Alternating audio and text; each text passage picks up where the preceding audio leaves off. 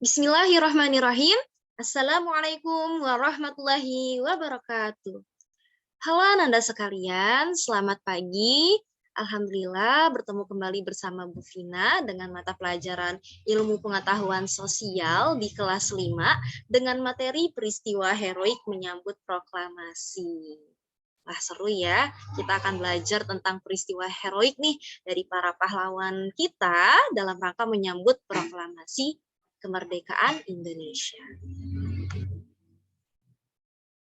Adapun tujuan pembelajaran pada hari ini, setelah membaca modul dan menyimak penjelasan guru, kamu dapat memahami peristiwa heroik dalam rangka menyambut kemerdekaan Indonesia dengan baik.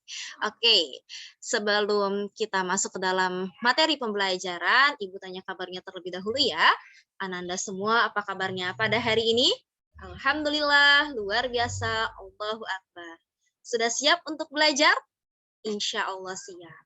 Nah, silakan Ananda semua menyiapkan alat tulisnya, buku tulis, kemudian modulnya. Nah, kisah heroik pertama, yaitu peristiwa heroik di Yogyakarta.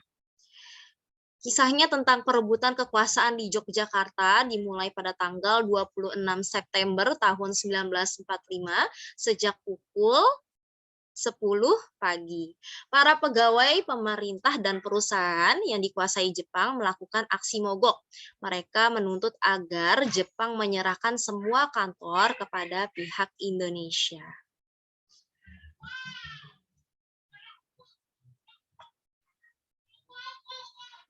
Kisah peristiwa heroik yang kedua yaitu di Surabaya. Nah, terjadi insiden bendera di Hotel Yamato Tunjungan, Surabaya. Orang Belanda mengibarkan bendera merah putih biru di atap hotel. Rakyat kemudian menyerbu hotel, menurunkan dan merobek warna biru bendera untuk dikibarkan kembali. Jadi kan warnanya tadi ada merah, putih, kemudian biru ya, bendera Belanda. Nah, warna birunya dirobek kemudian menjadi merah putih, yaitu bendera Indonesia. Insiden ini terjadi pada tanggal 19 September tahun 1945. Kisah heroik selanjutnya yaitu peristiwa heroik di Semarang pada tanggal 15 Oktober tahun 1945. Pasukan Jepang melakukan serangan ke kota Semarang dan dihadapi oleh TKR dan Laskar Pejuang lainnya. Nah, pertempuran berlangsung selama 5 hari. Kemudian akibat dari pertempuran ini ribuan pemuda gugur dan ratusan orang Jepang tewas. Untuk mengenang peristiwa itu, di Semarang didirikan Monumen Tugu Muda. Monumennya seperti gambar di samping ya. Anda semua juga dapat explore, silakan cari di internet bagaimana bentuk dari Monumen Tugu Muda, kemudian di dalamnya terdapat apa saja.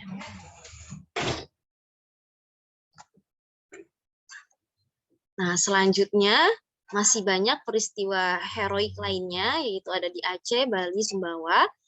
Nah, di Aceh pada tanggal 6 Oktober 1945, para pemuda dari tokoh masyarakat membentuk Angkatan Pemuda Indonesia atau API.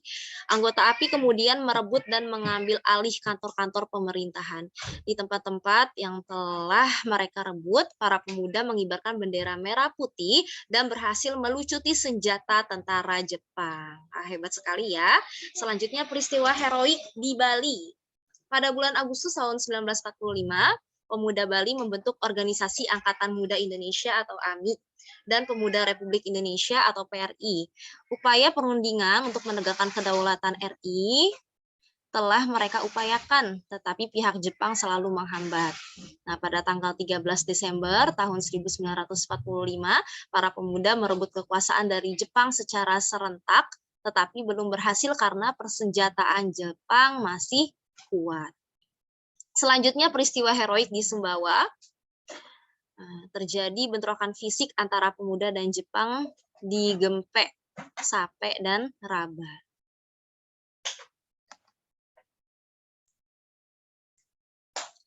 Selanjutnya ada peristiwa heroik di Kalimantan, Palembang, dan Makassar.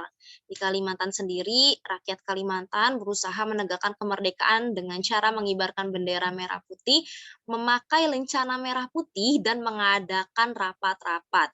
Namun, kegiatan ini dilarang oleh pasukan sekutu yang sudah ada di Kalimantan. Rakyat tidak bisa menghiraukan larangan sekutu sehingga pada tanggal 14 November 1945 di Balikpapan, depan markas sekutu, berkumpul lebih kurang 8.000 orang dengan membawa bendera merah putih. Hebat sekali ya. Selanjutnya peristiwa heroik di Palembang. Adanya upacara pengibaran bendera merah putih pada tanggal 8 Oktober 1945 yang dipimpin oleh Dr. A.K. Gani. Pada kesempatan itu diumumkan bahwa Sumatera Selatan berada di bawah kekuasaan Republik Indonesia. Upaya penegakan kedaulatan di Sumatera Selatan tidak memerlukan kekerasan karena Jepang berusaha menghindari pertempuran. Yang terakhir, peristiwa heroik di Makassar. Gubernur Sam Ratulangi menyusun pemerintahan pada tanggal 19 Agustus 1945.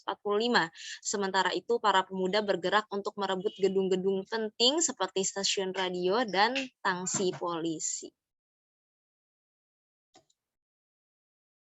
Nah, alhamdulillah ya, kita sudah belajar peristiwa heroik di berbagai macam daerah.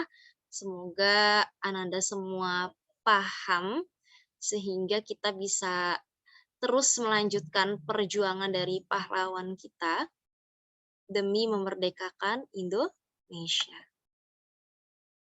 Nah, selanjutnya ada tugas. Mari Ananda semua untuk berlatih, silakan kerjakan tugas yang ada pada modulnya, dituliskan kemudian kirim ke Google Classroom. Di halaman selanjutnya juga ada tugas-tugas mengenai PPKI. Silakan Ananda semua membaca mandiri dan mengerjakan tugasnya. Insya Allah bisa ya. Oke, sekian pembelajaran pada hari ini. Semoga ilmunya berkah dan bermanfaat. Terima kasih sudah menjadi anak yang hebat. Kurang lebihnya mohon maaf dari Ibu. Wassalamualaikum warahmatullahi wabarakatuh.